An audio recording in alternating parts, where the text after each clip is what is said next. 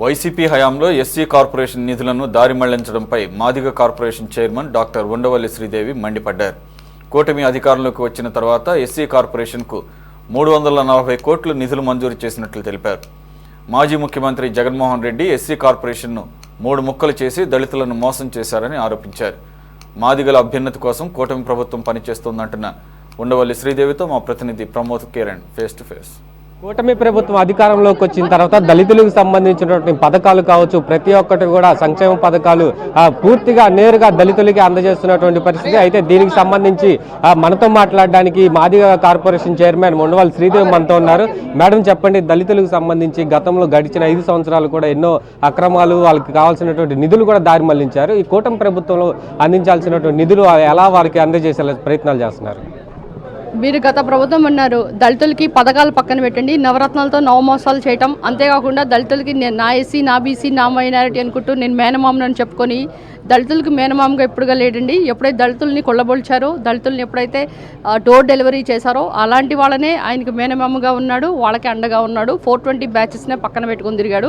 ఈరోజు కనుక మనం గమనిస్తే ప్రజలందరూ కూడా ఎంత మంది కూడా ఆవురావురమంటూ అసలు పథకాలు ఏమొస్తాయని చూస్తున్నారు. ఎన్డీఏ కూటమి మీద అంత నమ్మకం పెట్టుకున్నారు. ఎందుకంటే గత 5 సంవత్సరాల్లో కార్పొరేషన్ని 3 ముక్కలు చేశారు. ఎస్సీ కార్పొరేషన్ని మాదిగ రెల్లి అనుకుంటూ కనీసం శాలరీస్ కూడా ఇవ్వకుండా, డైరెక్టర్స్ కూడా శాలరీస్ ఇవ్వకుండా, అసలు కార్పొరేషన్స్ ఏమవుతుందో కూడా ఆఫీసెస్ ఇప్పుడు ఈరోజు మనము ఈ corporation office, SC corporation office ఇక్కడ ఎందుకు పెట్టాము అంటే అది శిథిలావస్థలో ఉంది.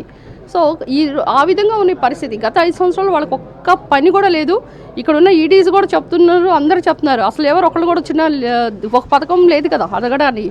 సో ఖాళీగా ఉండేది. కానీ ఈరోజు అలా కాకుండా కూటమి ప్రభుత్వం, ఎందుకంటే చంద్రబాబు నాయుడు గారు 2014 నుంచి 19లో ఏ విధంగా ఆయన డెవలప్ చేస్తారో ప్రజలందరూ తెలుసు. చాలామందికి నేను ఎమ్మెల్యేగా ఉన్నప్పుడే గుంటూరులో చాలామందికి చంద్రబాబు నాయుడు గారు హయాంలో వచ్చిన Innova cars, Swift Dzire, Ertiga అవన్నీ కూడా చాలా నేనే మన కలెక్టరేట్ ఆఫీస్లో వాటన్నిటిని కూడా మనము డిస్పోజ్ చేశాం. ఎమ్మెల్యేస్గా ఉన్నాం మేము. కానీ ఎమ్మెల్యేగా ఉన్న నేను తర్వాత నేనేమి ఇవ్వలేకపోయా. అంటే మీరు గమనించవచ్చు ఏ విధంగా ఇక్కడ వ్యత్యాసం ఉంది.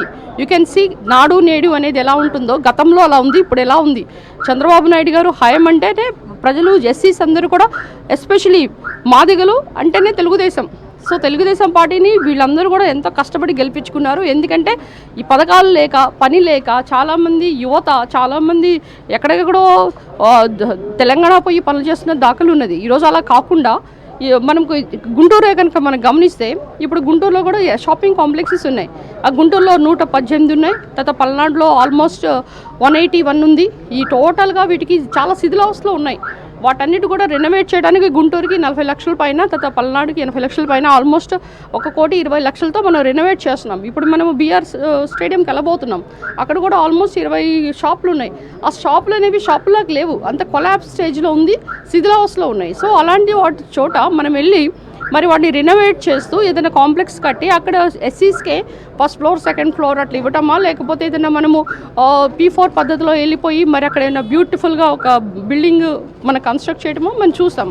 ఈరోజు మీరు గమనిస్తే ఉమెన్స్ డే అందరూ సెలబ్రేట్ చేస్తారు మార్చ్ 8 రాగానే. కానీ ఉమెన్స్కి ఏం చేసిన దాఖలు లేదు. ఎప్పుడు కూడా గత ప్రభుత్వం మీరు చూసి ఉంటారు, ఎప్పుడు ఆగస్టు 15th సెలబ్రేషన్ రోజే జగన్మోహన్ రెడ్డి గారు ఫ్లాగ్ హోస్టింగ్ చేస్తుంటే పక్కన ఒక దళిత మహిళని కత్తితో పొడిచిన దాఖలు.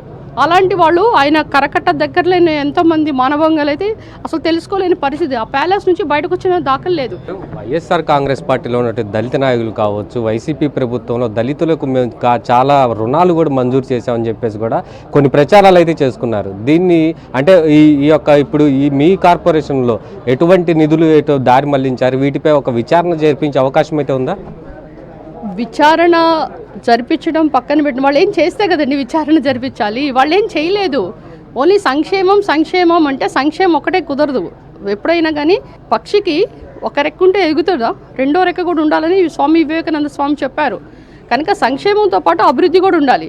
ఇప్పుడు ఇందాక నేను చెప్పాను, ఒక చేపనిస్తే ఈరోజు నువ్వు వండుకొని తినేస్తావు, కానీ చేపలు పట్టడం నేర్పిస్తే ఆ చేపలు పట్టుకుని ఆయన జీవనోపాధి, ఆయన లైఫ్ లాంగ్ ఆయన సంక్షేమం, అభివృద్ధి వాళ్ళ ఇంట్లో ఉంటుంది. కనుక ఏంటంటే మన పని నేర్పించాలి తప్పితే ఆ రోజు నీకు డబ్బులు ఇచ్చి, నేను లిబియాలో వర్క్ చేశాను, అక్కడ ఏంటంటే కర్నల్ గద్దాఫీ ఉన్న టైంలో ఇంటికి ఒక 150 దినార్లు ఇచ్చారు. అంటే వాళ్ళు చదువుకోకూడదు, వాళ్ళు ఆ సంక్షేమం ఆ డబ్బులతోనే వాళ్ళు హ్యాపీగా ఉంటే తిరుగుబాటు రాదు. అదే నవయుగ లిబియా కర్నల్ గద్దాఫీ అంటే జగన్మోహన్ రెడ్డి గారే, ఒక హిట్లర్ అంటే నవయుగ హిట్లర్ ఆయనే.